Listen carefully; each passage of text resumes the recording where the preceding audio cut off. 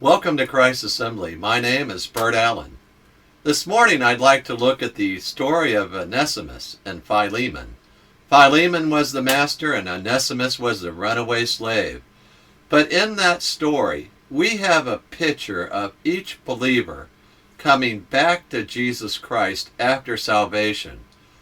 Philemon we can look at as Jesus for a moment, because his slave ran away. Paul met him, converted him, and then Paul returned that slave, the runaway slave Onesimus, back. So on this Thanksgiving 2021, as COVID is raising its ugly head again across the world, and the world is heading back into the depths of pandemic, as we're looking around America and we see supply shortages, as families have been separated and yet drawn back together, it's a time to sit down and give thanks to God, even in the midst of turmoil that's economic and health related. It's a time today to look at God and say, thank you, thank you, thank you for our salvation. Thank you for the restoration we have to Christ. Thank you for the way that salvation brings us back to Jesus Christ, having run away from him. Let's go back. Let's read Philemon. This story has many, many wonderful parts to it. I'm just going to focus on 2 verses today. It says, "For perhaps he was for this reason separated from you for a while, that you would have him back forever." Think about that. We start off life as little tiny babies that were born in sin and filled with iniquity from the way we lived. As we are growing up, we act wickedly. And then one day, we hear from somebody who loves us and loves God that Jesus Christ died on the cross for our sins. He paid the wages of death for us. He paid the death penalty for us. And we heard that message, and by the gift of God, we believed that it was true. We believe that Jesus Christ died on the cross for our sins. You see, we had wandered away in our life from doing righteousness. We had wandered away from God. We were born by the grace of God, and yet we did not love God. But there was a day in our life where we were born from above, and God showed us his love and his kindness and his mercy. He revealed Jesus Christ to us, though we did not know the depths of what that meant. We suddenly understood that Jesus loved us and died for us. And we came back to Jesus Christ. He created us, but we had wandered away. We came back because he loved us and drew himself to us. What a great day in Jesus Christ. But we came back no longer a slave. Not in the sense of being enslaved to sin, enslaved to the drudgery of serving someone on earth we don't love and we don't care for. No, we come back no longer a slave to sin. By the power of Jesus Christ, this Thanksgiving, we celebrate our freedom in Christ from being a slave to sin.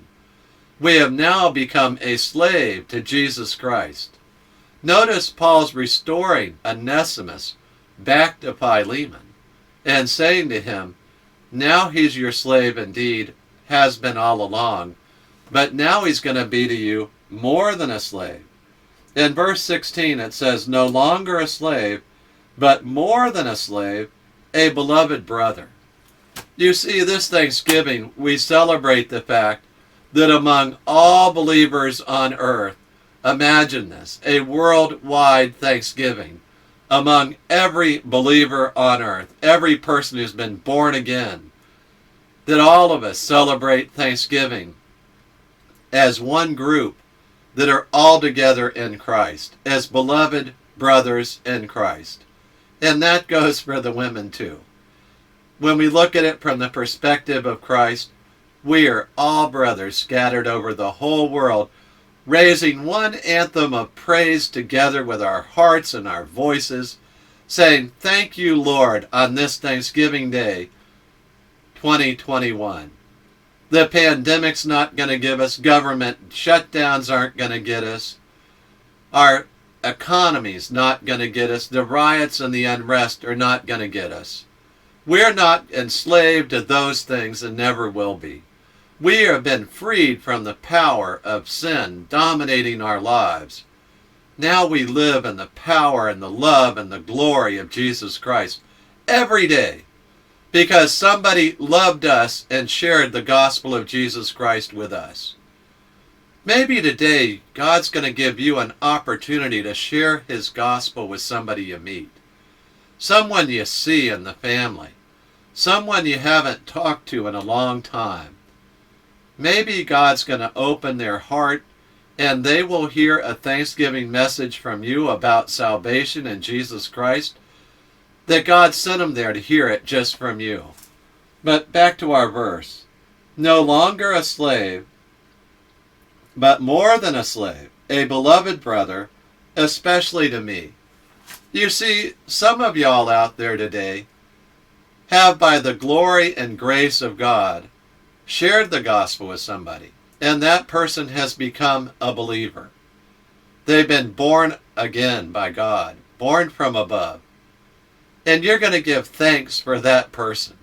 You might want to call them up and talk to them and say, you know, we are brothers in Christ because I remember that day that you believed.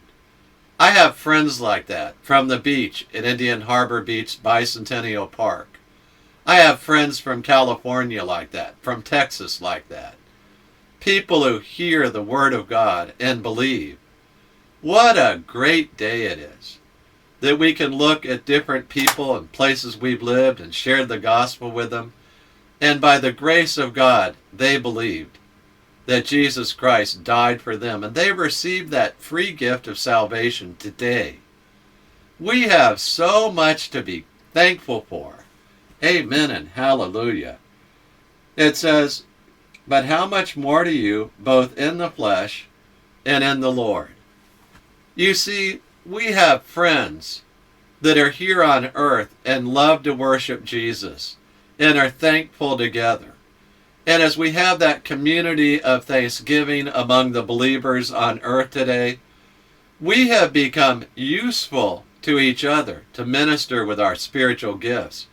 But we've also become useful to the Lord because we are his slave. We've been enslaved to the Lord Jesus Christ at the moment of salvation.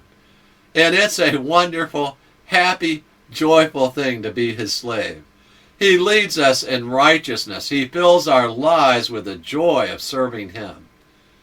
Hallelujah! What a wonderful day to celebrate our love for Jesus Christ, our salvation in Jesus Christ, and the fellowship we have with all the other believers in Jesus Christ on this Thanksgiving Day. Let's pray. Father, we thank you for Thanksgiving today. Thank you, Lord, that we have been restored to you by salvation and being born again. Lord, I pray for every soul who hears that to have a wonderful day in you of giving thanks for all the blessings, especially our day of salvation. Thank you, Lord. In your name we pray. Amen. If you don't know exactly what I mean with eternal life and being born from above, I'm going to add another part to the video that'll explain that in detail. Before I close out the video, I would like to share with you 4 verses about eternal life and begin by asking you a very simple question.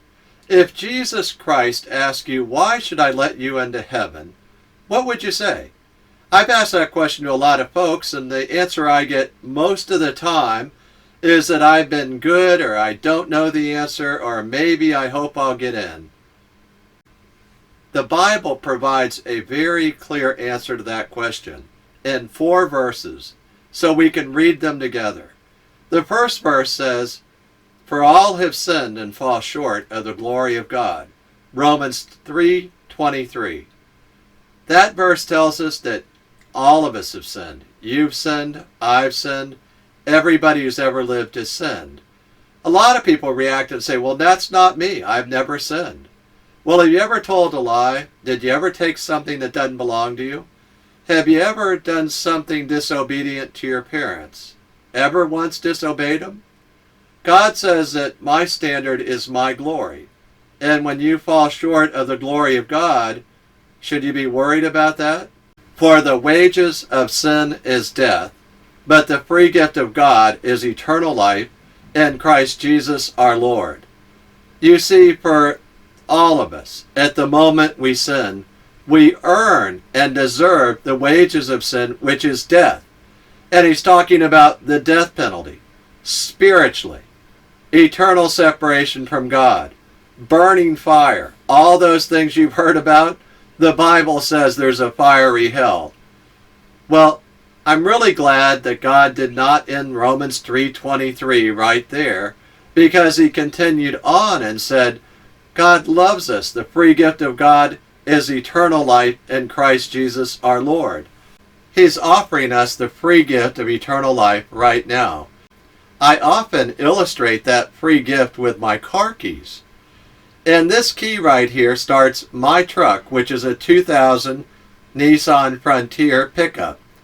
And it has 285,000 miles on it. It's at the beach every day, and it's not a great truck.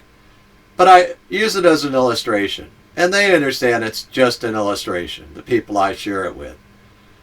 I look at them and I say, if I offer you my truck, when would it really become yours? You see, as long as it's still in my hand, it's not yours yet. That applies to a lot of people sitting in church today. They've been sitting there for years. And for years they've heard about the free gift, the car keys that God offers us, the free gift of eternal life. And God's holding it out to us and saying, I want you to have the free gift of eternal life in Christ Jesus our Lord.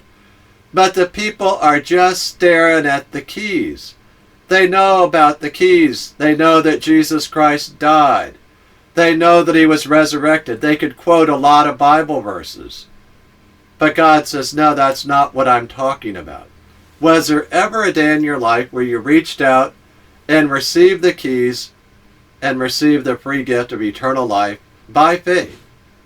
Have you ever had that day in your life? Do you know for sure all your sins have been forgiven? Well, God says, I want you to know that I love you. In Romans 5:8, God said, but God demonstrates his own love toward us, in that while we were yet sinners, Christ died for us. I've met folks who say, well, maybe one day I can clean up my life enough to receive that free gift. God says, wait a second. I loved you while you were a sinner. There's no sin that's so big that God can't forgive you. You have not sinned so many times that God cannot forgive you. You see, when Jesus died, he died in your place for all the sins that you've committed. Good news, he died for your friend too, and your mom and your dad. Christ died for the sins of the entire world. But his gift is only received by faith. So how do we receive that free gift?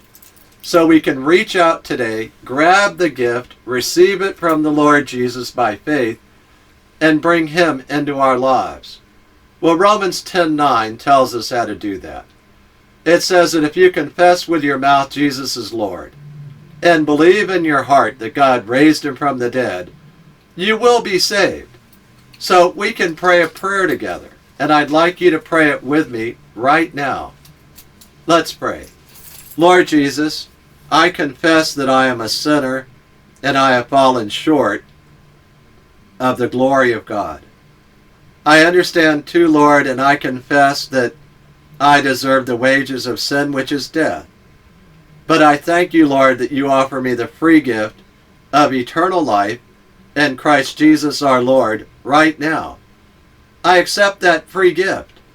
I believe that Jesus died on the cross in my place for me because you love me. I confess Jesus as Lord with my mouth, and I believe in my heart that God raised him from the dead. I repent of my sins. I love you, Lord, and thank you for forgiving me of all my sins. Thank you, Lord, that I'm now born again. In your name I pray. Amen. Now, if you prayed that prayer with me, I'd love to hear from you. Please send me an email at friend@christassembly.org. I look forward to hearing from you. Hallelujah.